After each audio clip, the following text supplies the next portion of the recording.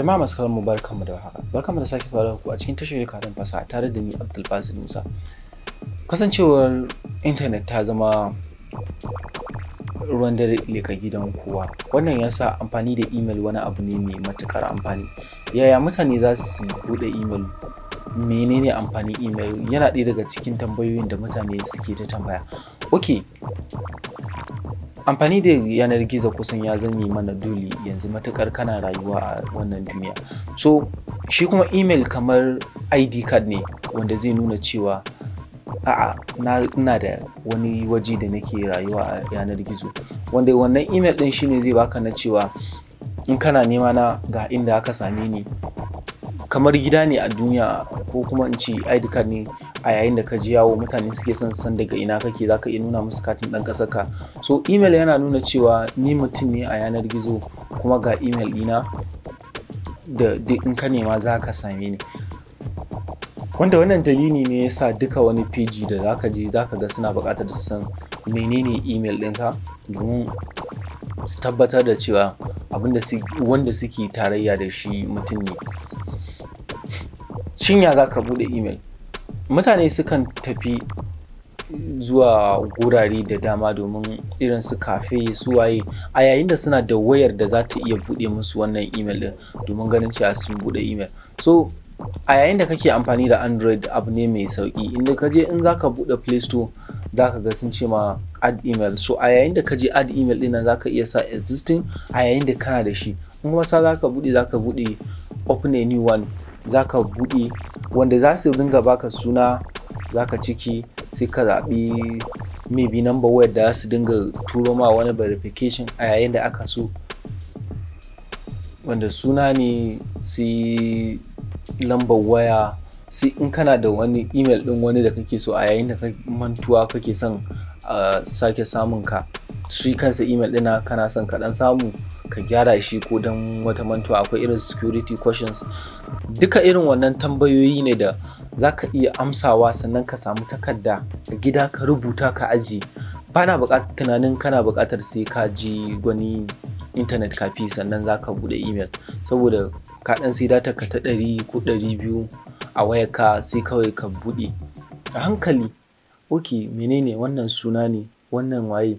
Akwai irin mutane da in turancin ya kake ganin ya ma tsauri, wanda turancin bana ganin yayi tsauri, zaka ce musu dan alami kaza da kaza da kaza. Amma dai mai abin da ake tambaya shine sunanka, sunan mahaifinka, lambar waya, email din in kana da wani, domin in wannan naka ya bata ka sa kai amfani da shi wajen gano shi. Sai security question wanda tambayoyi ne da kai kadai aka san me aka tambaya kuma me ka sa amsa ka. Sai password ɗinka, sannan sai ka zaɓi username kamar yadda muka saba shine sunan da yake kafin at kaza da kaza da kaza, wanda sunan da kake amfani da shi.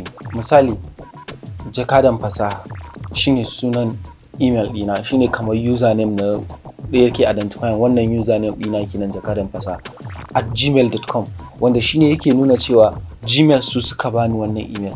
So kamar abin da ya kamata magana shine wasu mutanen suna samun kamar rashin fahimta na cewa in an tambaye ka shin kana da email, wai a'a bani da email sai dai Gmail. So Gmail yana ɗaya daga cikin kamar kamfanonuwa da suke taimakawa wajen samarwa da mutane shi wannan abu da ake cewa email, wato electronic mail, wanda kawai hanya ce kamar zamanin da ake amfani da sai ka je gidan post office ka je ka rubuta leta ka ba su, sun je sun kai su, kaga post office su ne suke sama ma da akwatin wannan sakon da za a kawo ma, su suke da abin da yake na baya. So wanda shi wannan post office din kamfanin Google suka dauke suka zama ɗaya daga cikin manyan kamfanonuwa na duniya da suke samawa, wanda akwai irin su Yahoo, akwai irin su Microsoft, su ma suna da nasu irin waɗannan dai, wanda waɗannan kusan su ne manyan. So a yayin da ka samu wannan so a Gmail, shikenan sai ka ajiye dan bayananka a cikin takardarka a gida a ƙarƙashin wani inda mutane ba su je ba, sannan sai ka dinga amfani da wannan email din, saboda ka san cewa rayuwar nan ba za ta yi ba. Shin taya ka bude email? Kafe ka je ko kuma a wayarka ka bude? Ka gaya mana a comment section. Sai kuma irin ka ɗauka har yanzu cewa email shine email ɗin da aka buɗe da wutar lantarki, gmail kuma wanda aka buɗe da generator. So ga duka wannan bayanai jakadan fasaha zai zo ya sani, amma sai ka rubuta min a comment section. Kada ka manta a yayin da ka buɗe email ɗinka ka dawo YouTube kai danna subscribe button ka maki ƙararrawa domin sanin me jakadan fasaha ya samar. Yanzu ne nake cewa a huta lafiya, sai anjima.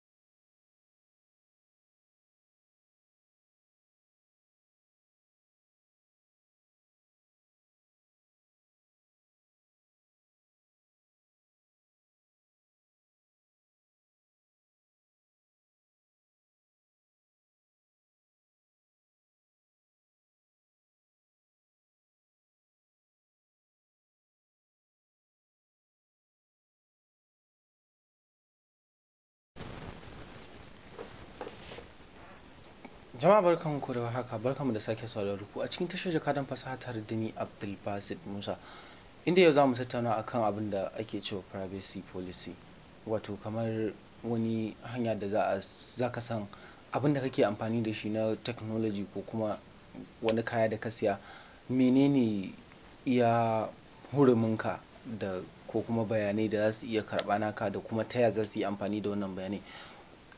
Kasancewar ana ta samun matsaloli musamman yanzu zamanin social media da zaka ga mutane suna ta guje-guje daga WhatsApp suna koma Signal saboda an samu matsala a WhatsApp, an je an yi breaching ko kuma sun samu matsalar fasaha, bayanansu da suka ce a ɓoye yake a dunkule yake an same shi a wannan manhajar tambaya wanda wato Google search engine kenan, wanda an samu chat sun fito a nan wajen. So ta yaya za ka san ga iya huruminka ko kuma su ma ga iya huruminsu, wanda in suka tsallaka sun shiga wani daga cikin huruminka sun tsallaka doka kai ma da abin da wannan shine abin da wannan bidiyo zai tattauna, ku biyo.